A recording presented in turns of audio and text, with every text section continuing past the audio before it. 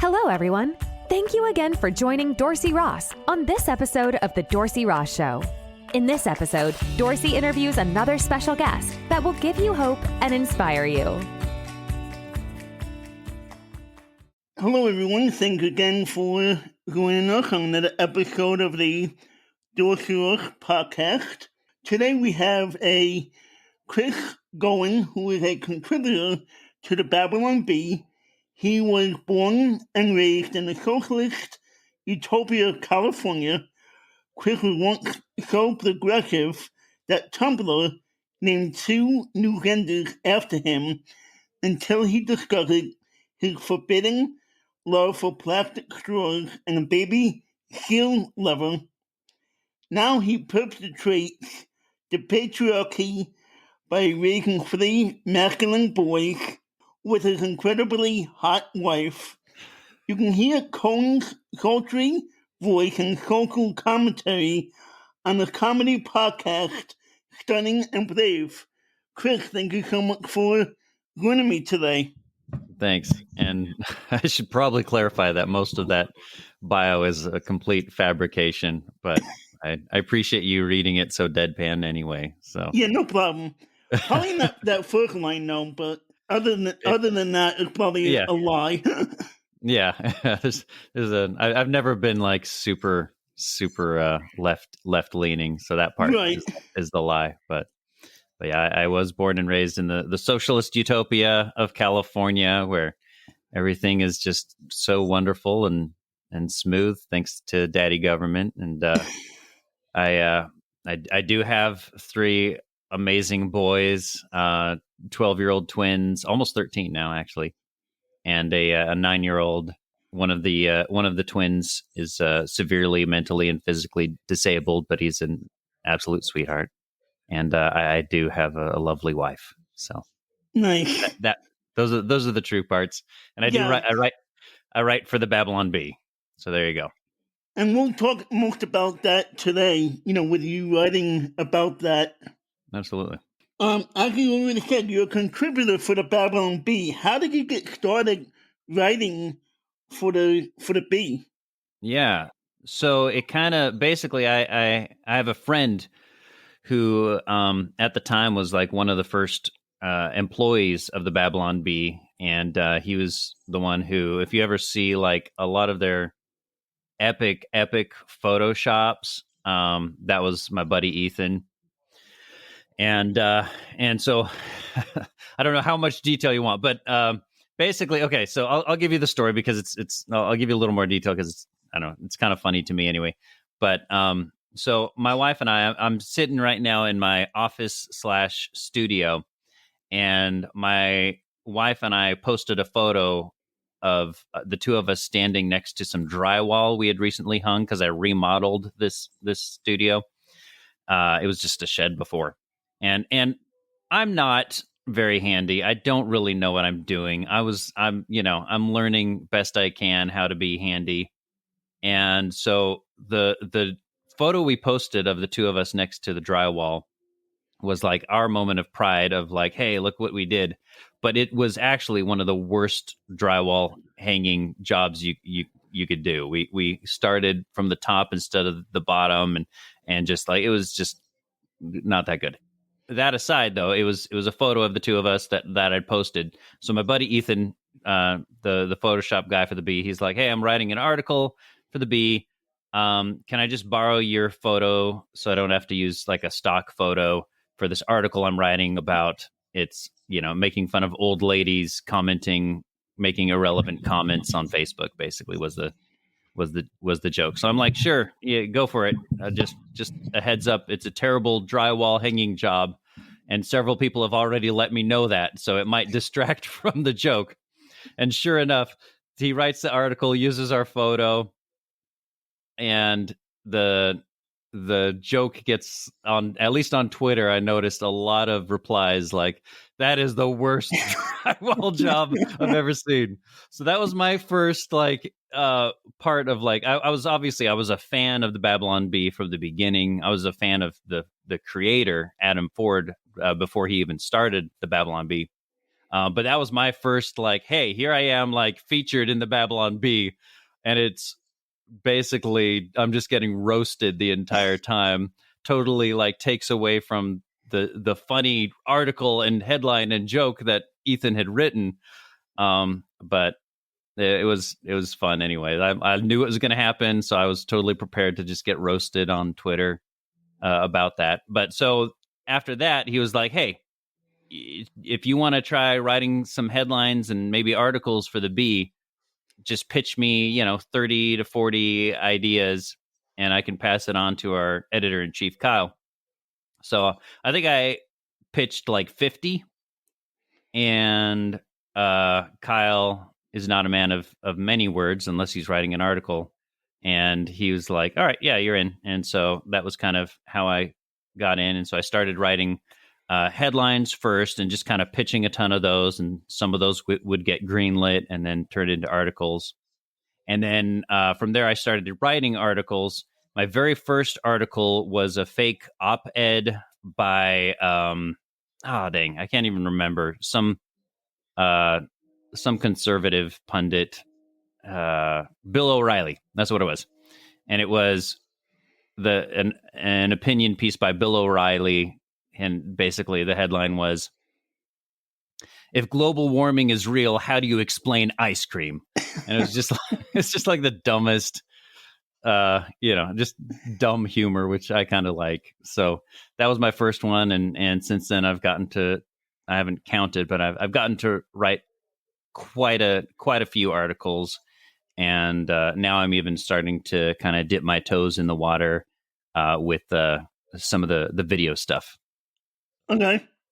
Is that what you wanted to do, or like, is that your job, or was that your passion in your life, or was it something else that you were doing and you just got like pulled into it, I guess? So I have a day job. I work as a manager for call center customer service for a major corporation, and so that's kind of my full-time job. But I've always like had a creative bent. Back in the day, almost 10 years ago now, around 10 years ago, actually, I had a web series called The Bible News Network.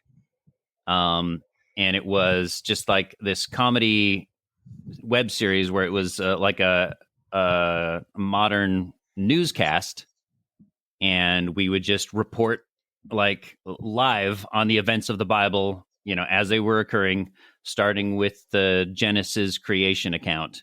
And so I've always had a thing for kind of writing scripts. I mean, I was writing, like, when I was probably 11, like writing scripts for puppet shows for Sunday school, and then I'd go and perform, dumb little puppet shows for kids at Sunday school.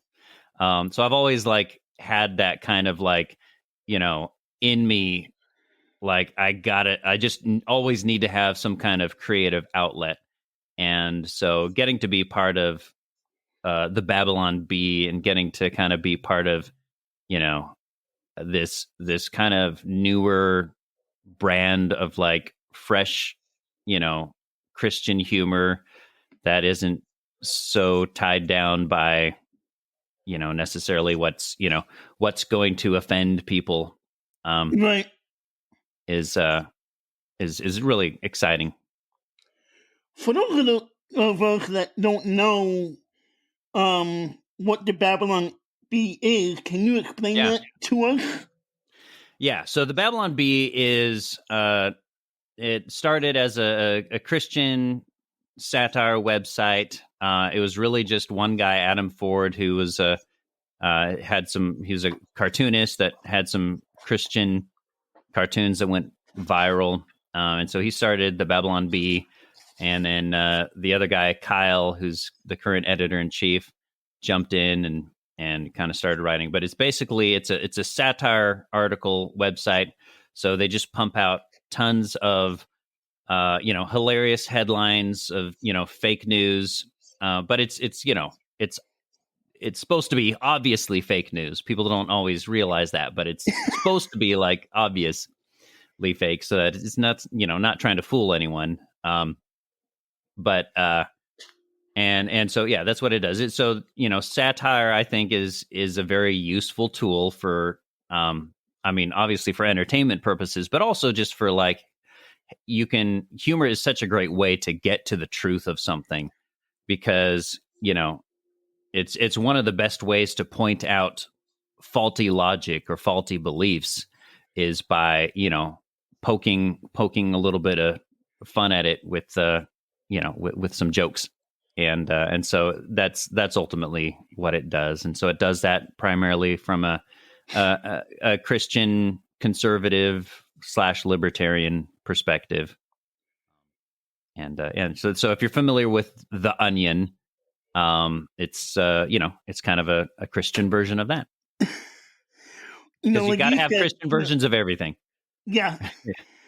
Well, like you said, you mentioned, some people don't realize, that some of that the Babylon Bee is humor, but Yeah, some people, think it's, actual truth. And yeah, that goes into my next question. How do you get to that line of it so close to reality, yet you're able to have humor into that? How does yeah. that work?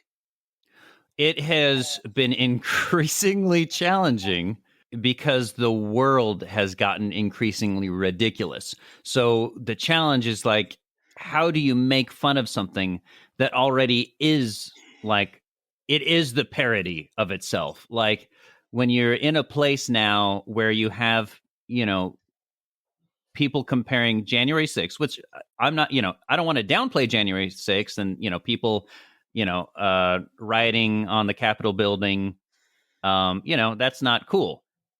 But when you have the president and vice president comparing that to 9/11 and, the Pearl Harbor attack where thousands of people died, it's a little, it's like, that is ridiculous. Like, that is parody of itself. How do you make fun of that kind of thing? And so that is kind of a moving target. And often what we'll find is we will make a joke that later on down the line, and this is a running thing if you visit notthebee.com, or sometimes on Babylon Bee as well. But there's this running joke that Babylon Bee is prophetic, where we will tell a joke and be like, okay, this is ridiculous. Obviously, we're making fun of, where the culture is now. And then, like, sometimes it's a year later, sometimes it's a couple months later, sometimes it's like the next day, whatever that thing is we're making fun of actually like happens. And then we're just like, well, how do we make, like, how do you make jokes when everything that's happening is such a freaking joke? And that Yeah, is just constantly a challenge. And I think it speaks to, in many ways, kind of the cultural divide that we're seeing here, as this country continues to get more polarized, and we have people at such extreme ends of the spectrum, and everything now is political, and everybody is like, for some reason, like, striving to virtue signal and like over demonstrate their wokeness, and especially as we have this culture where nobody can ever be woke enough, and nobody can ever be like politically correct enough, and everyone lives in fear of like being canceled, or like, oh, if I use a plastic water bottle in my Instagram photo, or oh, if I don't use the proper preferred pronouns for this person, or oh, if I acknowledge that there is such a thing as biological sex. Like, we've become such a culture that's so afraid of offending, and so afraid of not being woke enough, that we just go, like, it's going to crazy extremes so fast, that as people whose job it is to make fun of that, it's honestly, it's hard to keep up sometimes. right. What made the Babylon Bee do more, political articles when, Hmm. in the beginning of it, of the Babylon Mhm. Bee, you guys Mhm. were doing more like, making fun of Christians or making fun of religions and things of that nature. Yeah. And as I'm not the primary decision maker when So it comes to that stuff, but I can definitely speak to, my experience. I mean, first of all, they did, I think Babylon Bee came out in around 2016. And so there were a lot of political jokes from the beginning. And there continues to still be lots of Christian and church related jokes. Those are often some of my favorite ones to write, are the ones that are a little bit like, poking fun. I grew up in the church. I'm a pastor's kid, so I know all the things to make fun of when it comes to, church culture and running a soundboard and all that fun stuff. So my so it's we've always had like the both political and Christian humor from the beginning. But what happens is you're you're really what you're going to see 9 times out of 10 on social media and that kind of thing is the political humor, simply because that that resonates with a wider audience, because not everybody who's it resonates with the people who might not be Christian, but they're tired of the woke culture and the it resonates with people who are kind of tired of being told, oh, you have to think this way, otherwise you're a bigot or you're going to be canceled or that kind of thing.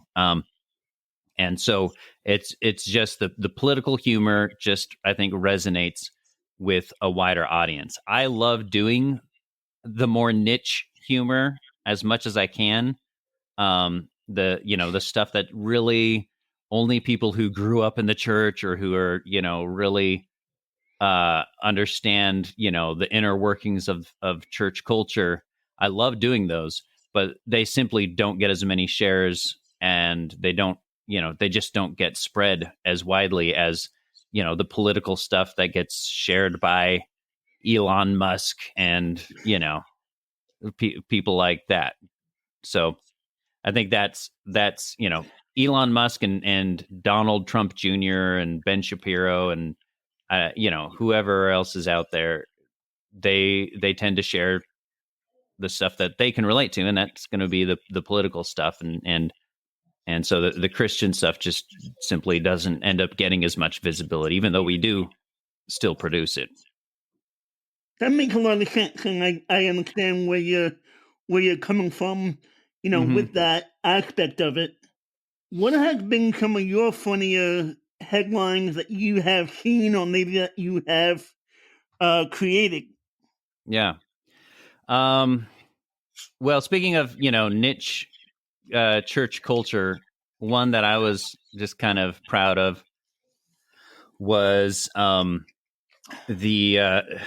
oh man, I'd have to like look up the headline, which is not that funny, but to have to do that. But basically, it was making fun of just the fact that within churches we're always like, oh, I'll be praying for you, man. I'll be praying for you, and you say it with the best intentions, but then do you actually remember to pray for that person later on? I don't know. So the headline I pitched was something to the effect of "Man squeezes in quick prayer before telling guy at church, oh, I've been praying for you."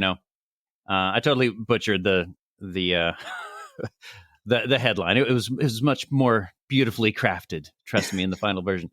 But just kind of making fun of that kind of stuff. I've done a few making fun of church soundboards and how like the backup worship singers are always turned way too low, so you can never hear them. I don't know if you've noticed that, but that's something I feel like I've run into a lot. But I think probably my one of my proudest ones in terms of just like getting the most viral visibility was we've run into a lot of issues with Snopes, the alleged fact checking website, and like some of their fact checks just don't make sense. Like, there's certain things where I'm like, okay, I get how someone could be confused and like we need a fact checker to explain that this is satire. But they fact checked like articles. Like, one example of an article they fact checked was CNN purchases new industrial sized washing machine to spin the news. And they fact checked that one as if anybody on the planet thinks, oh, did CNN really purchase an industrial sized washing machine to spin the news? Like, who is asking for that fact check? That makes no sense whatsoever. But so like we were running into these issues where Snopes was doing that. And then Snopes like was kind of starting to openly attack the Babylon Bee and say things like, oh, they're trying to spread false information and confuse people and that kind of thing. So anyway, this was kind of during the height of both the Babylon Bee and Snopes were kind of feuding a little bit. And at the same time, the presidential debates were coming on. And so my article was Snopes issues pre-approval for anything said by a Democrat during the presidential debates. And that one ended up being the most shared article on Facebook during the day of the debates.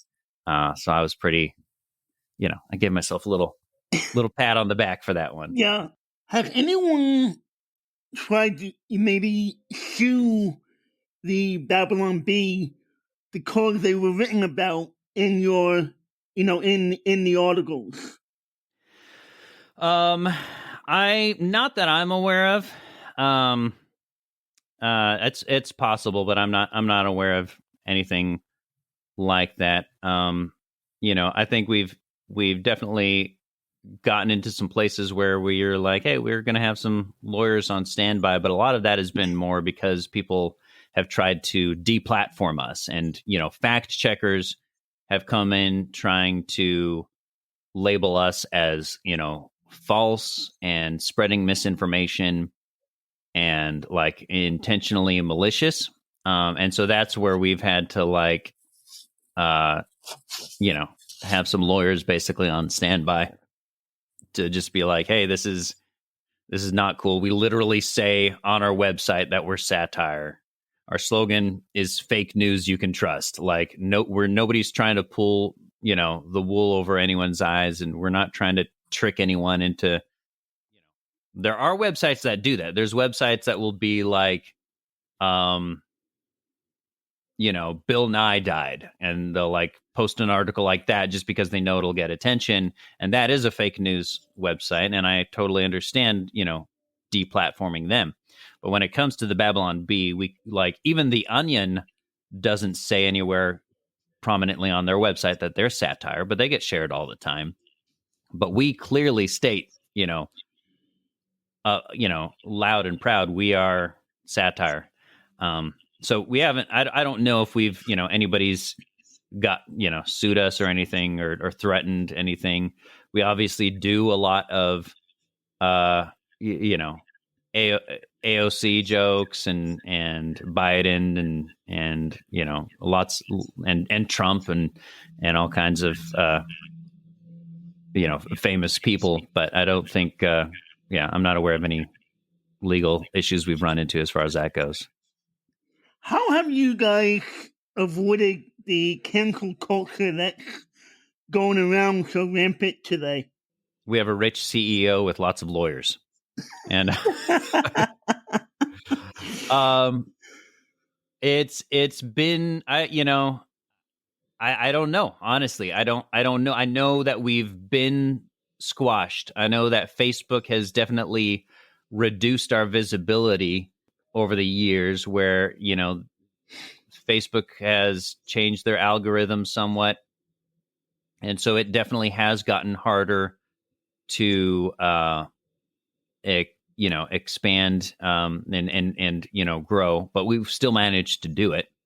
It's just taken a lot more effort and, I think a higher quantity of of hilarious content has been an important part of that. And then, the other thing that we have is we have a lot of paid subscribers who, support the Babylon Bee, and, they get premium content and access to, some discussion boards and forums where they can pitch headlines and that kind of thing.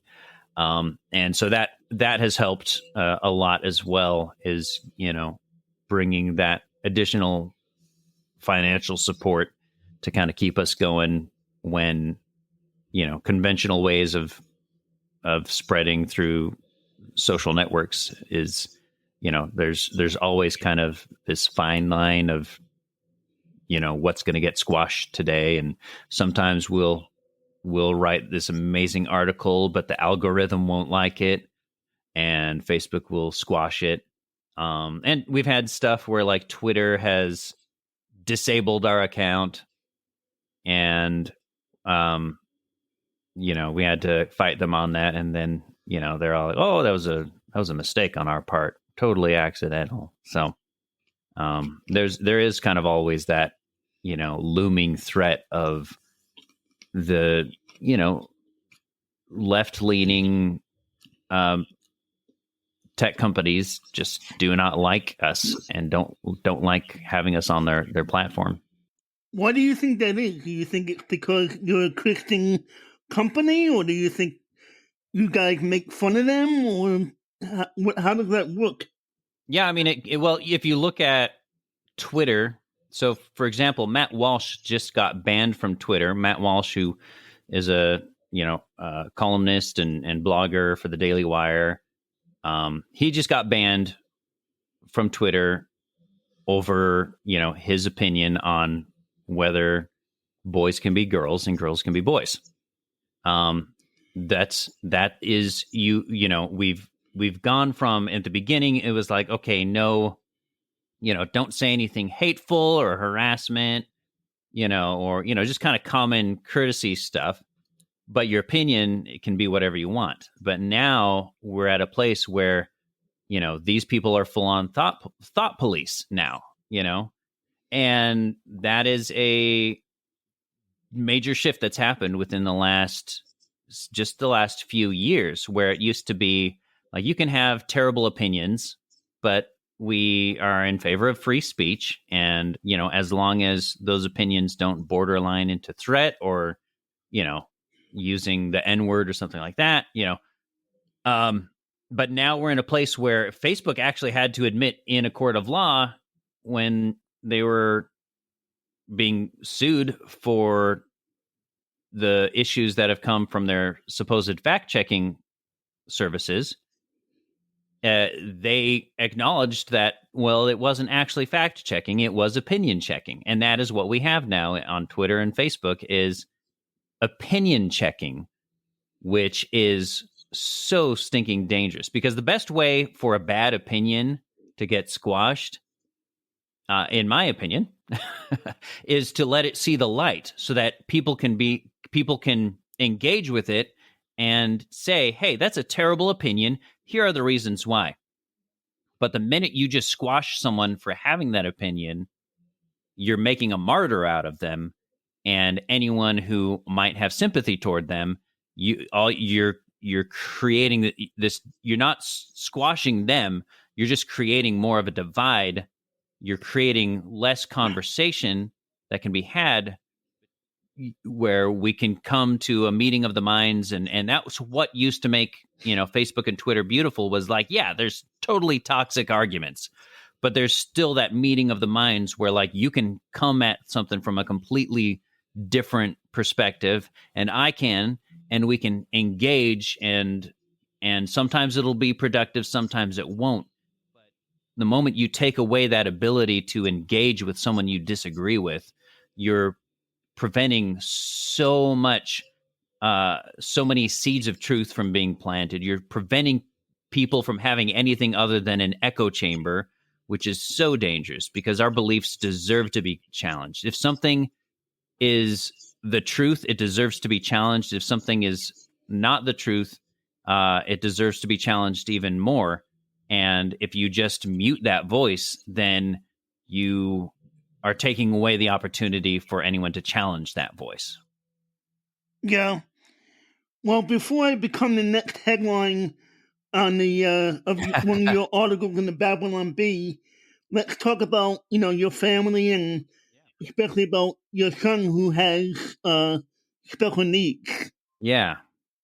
So that's my son Hunter. He's like I said, he's a twin. And so he has something called package area, which basically means his brain didn't fully develop in the womb. And it manifests basically with him having a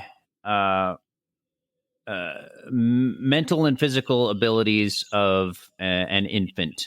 And so, there's definitely it's been challenging. He's kind of, although his body is growing to the size of almost a teenager now, his mental and physical abilities are still at an infant level. So he's still just kind of a baby.